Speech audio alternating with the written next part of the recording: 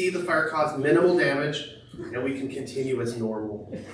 With that, I'd like to introduce this next speaker, Mr. Eric Schuman.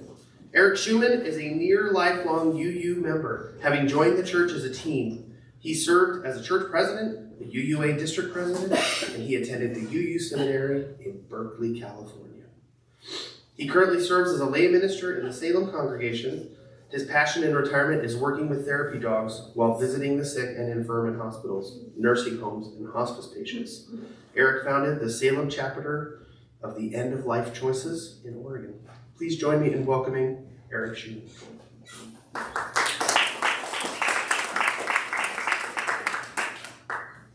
Well, thank you, Thomas, and it's wonderful to be here. Let's just down just a little bit. I was a member of a fellowship in Topeka, Kansas for 13 years, so it's nice to be back with a lay-led group, and what a lovely space you have here, even if you don't own it. It's it really is a warm, welcoming kind of space. And I have to comment on your chalice, on your flaming chalice, because this is the old style of flaming chalice back from the 1960s, if any of you are old enough to remember that. And very few UU congregations still use this particular symbol or logo. And how many of you know where this came from? Did this belong to the UUA? Is that where it started? Nobody knows. It actually came from the Unitarian Universalist Service Committee, which used this logo first, and then the UUA stole it. There was never any lawsuit afterwards. Reverend Rick has told me so many wonderful things about you and this congregation, so I was just delighted to be invited here to speak this morning. So thank you for having me. Well, the events I'm going to share with you this morning are drawn from my experiences of 60 years as a UU. And I'm delighted to report that a book which includes these stories is scheduled for publication by the UUA's publishing house in a month or two. And it's called Defiantly Joyful Unitarian Universalist LGBTQ Histories. Well, this story begins in 1982, when there was a brief article in the UU World which I read, which struck me as rather odd. It announced a resolution was going to be voted on at the 1983 General Assembly, which would affirm the right of UU clergy to perform same-sex unions in our churches without any interference from congregations, boards of trustees, or fellow clergy. And I wondered, why do we need a resolution like this? That some UU clergy around the country were performing same-sex unions wasn't a secret. It certainly wasn't a rare event. We hadn't heard of any repercussions to ministers who were performing these unions, so why was there a need for a resolution at General Assembly? Now, I first joined a UU congregation in suburban Maryland when I was 15. I'd already developed strong anti-racist views, and I became active in the struggle of African-American UUs for justice and equity in our own denomination. And although I served on the board of trustees of our large Bethesda, Maryland congregation, my views supporting Black empowerment were not shared by most members. So I left that congregation and I joined All Souls Church in Washington, D.C., which was an inner city church led by the Reverend David Eaton. He was at the time the most prominent Black UU minister in the denomination. It was a place that I could feel more at home. Thinking about who might be well enough connected to know why this resolution on gay marriage was being proposed for our General Assembly, I phoned a friend named Reverend Frank Robertson. Now, he happened to be the Minister of Religious Education at All Souls Church in Washington, D.C. He was widely respected and well known in our movement. Frank was an out gay man who served on the UUA Board of Trustees. At the time, I was living in Topeka, Kansas, and we'd last seen one another at a General Assembly in Maine that previous year. So I asked Frank, "How are you doing?" His reply really took me by surprise. He said, "This has been the worst year of my ministry." And he said he was suffering from severe job-related stress caused by conflict with his senior minister, the Reverend David Eaton, and the All Souls Board. Now, this is the same minister I mentioned to you just a minute ago. Frank had performed a same-sex union in the sanctuary at All Souls for 2 African-American women. And an article describing this event appeared as the centerfold in Jet magazine, which was a magazine widely read by African-American people. And one of the things, and this magazine was widely read by members of All Souls, which was 50% black.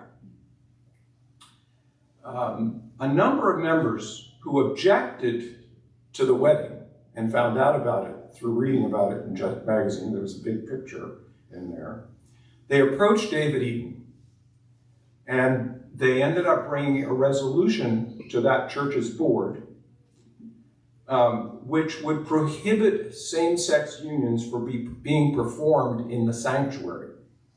And they would forbid any clergy from performing those weddings except the senior minister. And the policy passed unanimously with unequivocal support from Reverend David Eaton. Frank told me that he was nervous about his tenure at All Souls, and he wondered if he would be terminated from because of his role in bringing attention to the church because of his performing this same-sex union. In less than a year, he was either terminated or forced to resign. So here's what had happened. In an almost unbelievable coincidence, my phone call to learn about the reason for this UUA resolution supporting same-sex unions was made to the very minister who was victimized by the homophobia of the congregation whose actions had promoted this resolution. Now, I'd worked with David Eaton in support of black empowerment in the UUA, and I was deeply disappointed and angered with what I had learned from Frank. I gave considerable thought to what I would say to David if I saw him at a General Assembly, which was in Vancouver, BC, the following year. Our paths did cross in a hallway. I told him that he had missed a critical opportunity to support a different marginalized group of people, gay and lesbian folks like me, and I hadn't previously come out to David. He became immediately defensive, explaining it was the will of the black members of his congregation and that he was obliged to support them. And then he said, "You don't understand black people," to which I replied, "I recognize homophobia when I see it, and I hope that someday he might recognize it as well." I also had a suggestion for him, that as a result of the policy passed by his board, they might want to consider purchasing a bus to be stationed in the All Souls parking lot. And instead of conducting services of union in the sanctuary, they could have the same-sex couple married in the back of that bus. He wasn't amused. And that was the last time I would ever see him. Well, the 1983 General Assembly was to prove critical in the history of our UU Gay and Lesbian Caucus. It was clear the group was at a turning point, and it needed to demand justice from the UUA for its gay and lesbian members. For most of our group, the same-sex union ceremonies represented the line in the sand. Nothing less than a strongly worded resolution endorsing same-sex relationships would satisfy our need for justice. Even so, I thought there was a more compelling issue than this. 2 young ministers, Barbara Peskin and Ann Tyndall, were openly gay candidates aspiring to become co-ministers at Community Church in New York City, one of our urban churches which had been the most successful at racial integration of its congregation. It was also known as one of the most progressive congregations in the city, and it was championing many local issues for peace and justice. During candidating week, where the potential new ministers meet all the members and preach and meet with the board and committees, an open meeting of the congregation was called where more than one member said they were appalled, horrified, and disgusted that lesbians could possibly become their ministers. This in a progressive New York City congregation. One member recalled that speaker after speaker built up the hatred and bigotry, calling Ann and Barbara scum and mutants. The vote to reject them was 55 to 38. Unfortunately, at the time, the climate in UU congregations was generally unfriendly to openly gay candidates, and although one openly gay man had been called to a pulpit in Maine, no lesbians who were open about their sexual orientation had ever been called to a UU church. Discrimination in hiring was the rule, and the fact that gay and lesbian clergy had to hide their sexual orientation in order to be called to a pulpit was symbolic of the homophobia which was ubiquitous in our member congregations. Several gay clergy related stories to us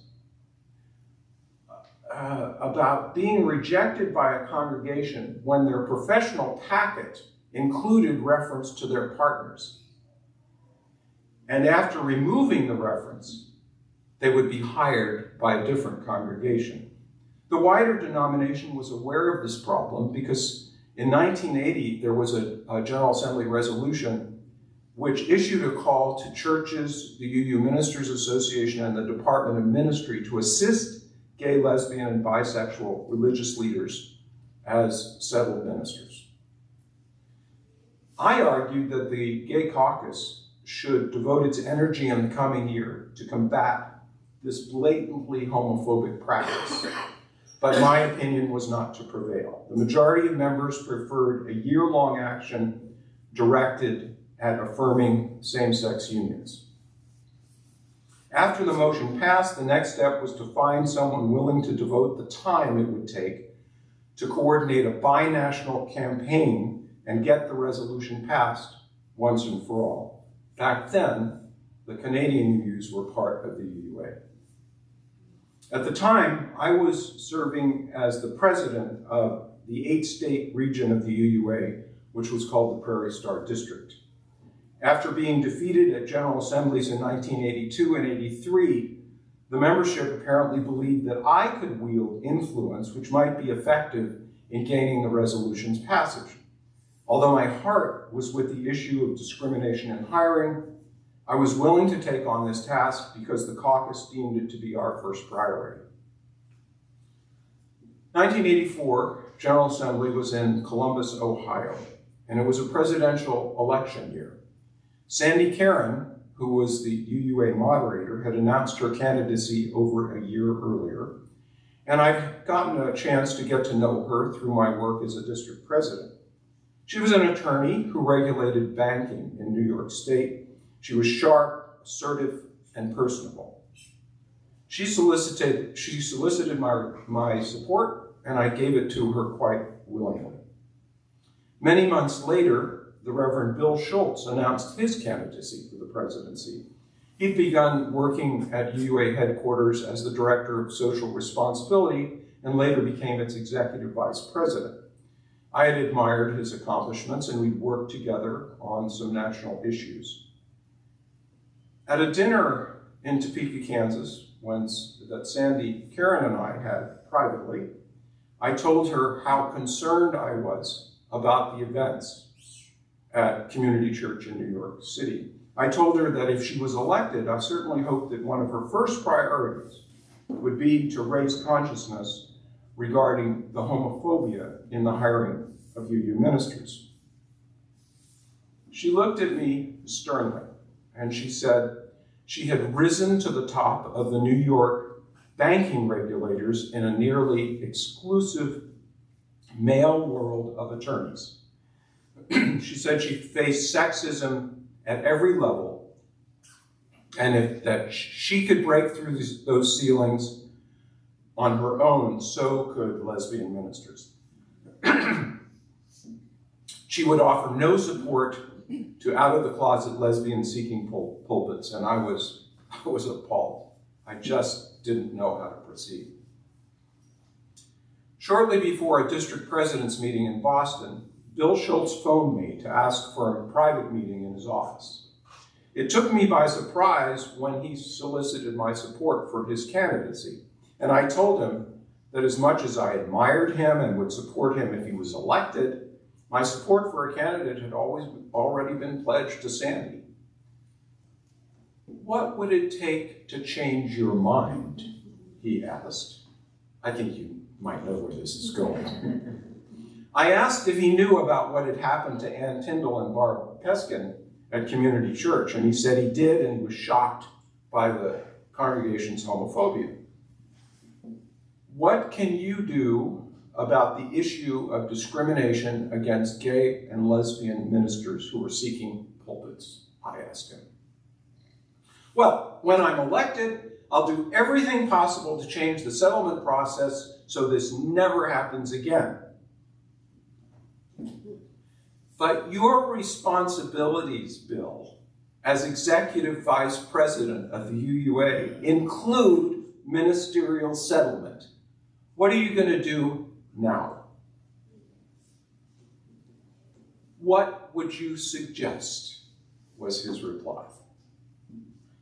Well, I knew a United Methodist minister, his name was Morris Floyd. He'd had experience facilitating workshops on discrimination in hiring, so I suggested he be considered as a person who could facilitate homophobia training for the UUA board and the ministerial settlement representatives, the MSRs, who are the people who help in the settlement process.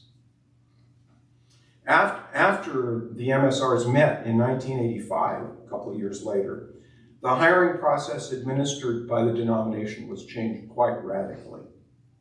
From the start, congregations seeking ministers were educated by about the UUA's commitment to fairness in hiring, the denominational history of support for gay and lesbian rights, which included 6 resolutions at GA between 1970 and 1980, as well as women, people of color, and persons with disabilities. So the whole process was eventually changed. In 1988, there was a program called Beyond Categorical Thinking, which brought regional teams expert in fairness and hiring to congregations that were seeking ministers. From a 1988 personal correspondence that I had with Charles Gaines, who was the ministerial settlement director, I learned that in one survey performed by his department, 3% of respondents in a church seeking a minister would object to a black candidate, and 37% to a candidate who was gay or lesbian. Serious consideration was given by the denomination to withhold settlement assistance to congregations that wouldn't equally consider women, gay and lesbian people, persons of color, and disabled candidates. But they rejected the stick approach in favor of the carrot through education and persuasion. In a 1988 letter to a past chair of the UUA annual program fund, I wrote, UUA Executive Vice President Kay Montgomery shared with me that perhaps more than any other issue now before the UUA, homophobia and settlement goes to the heart of who we are, and how we handle it will say a great deal about how we choose to live our professed values, our purposes, and principles. She further described the question as a profound moral dilemma, and I couldn't agree more. Well, I didn't have any experience, surprisingly, coordinating a binational political campaign. So after the 1983 General Assembly, I consulted one of my most knowledgeable and experienced friends. Her name was Drew Cummins. She was the UUA trustee who represented my district, and she was the first vice moderator of the General Assembly. Her position was that as long as this resolution was categorized as a general resolution, it was not likely to pass. And the reason is that it was competing with issues of both global and national significance.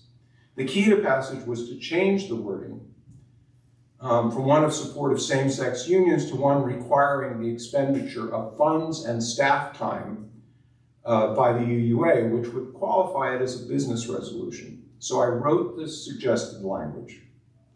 She reviewed it, made some changes, and then our campaign began. The newly worded resolution supported freedom of pulpit for clergy to perform same-sex unions without interference from their congregation, and mandated that the UUA publish tracts which were supportive of same-sex unions and material for use by clergy who would be performing these celebrations. So we sent the resolution to all the UUA districts for their endorsement. We asked them to request it be included in the agenda for the 1984 General Assembly.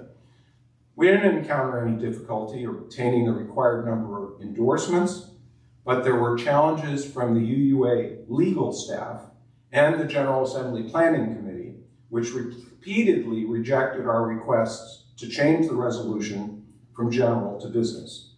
We persisted at every possible venue, including the UUA board, which advised us to again change the wording so it could withstand any challenge for inclusion as a business resolution. And the board then submitted the resolution to the General Assembly Planning Committee itself, and it finally made the agenda. Now, by the mid-1980s, our caucus had become a significant presence in the denomination. Nevertheless, lesbians and gay men were routinely left out of decision-making at the highest levels. At a General Assembly, the UUA president, Reverend John Burens, announced the appointment of a task force on social responsibility, which was to thoroughly evaluate denominational efforts at social justice, which would include racial justice, peace, and the Office of Lesbian and Gay Concerns. When he announced that the members he had appointed, and none was an openly gay or lesbian person, I added the matter to our caucus's agenda. So we drafted a demand to the UUA board and to the President Burens that an openly gay man or lesbian be included on this task force. We nominated 2 prominent members of our own caucus, and the following day, the board appointed a closeted lesbian minister who we didn't recommend. She wasn't even out to her own congregations. And this reminded me of the old saying, if you don't have a seat at the table, it's probably because you're on the menu. Caucus members and supportive friends from all over the US and Canada were involved in promotion of the resolution at the congregational and district levels. I coordinated strategy for the floor fight at the General Assembly, and I recruited key people from around the continent to speak in Columbus. When the issue came to the floor for discussion, it was clear we'd done our homework. The opposition seemed less organized and less eloquent. In contrast to the earliest gay affirming resolution at a General Assembly in the 1970s, no one suggested that if this resolution passed, it would lead to further resolutions promoting bestiality. Yes, that really happened on the floor of General Assembly from one of the most prominent ministers in the UUA at the time, the Reverend Donald Harrington, who coincidentally was also minister at Community Church in New York City. Well, we had no idea what the outcome was going to be, but the resolution passed by an overwhelming majority of delegates. We had no idea that reporters from the Associated Press would cover the vote, and we were surprised to see articles in the following days, New York Times, and in newspapers all over the country. The Unitarian Universalist Association had become the first denomination in the world to endorse same-sex marriage. Well, we couldn't have been more pleased. Bill Schultz was elected president, but some of our caucus members were deeply disappointed that the UUA failed to elect its first woman president or its first layperson as president. My strong support of Bill's candidacy among caucus members and my criticism of Sandy Caron for her opposition to changing the ministerial settlement process resulted in the loss of a few friends. Although I was hurt by this, there was no question in my mind that my efforts were worth the price I had paid and the long hours that I had spent in the previous year's work on behalf of change in the UUA. I've never regretted my decision, and I remain proud of the small role I was privileged to play in making the UUA more just toward LGBT ministers and same-sex couples who want to marry. Blessed be.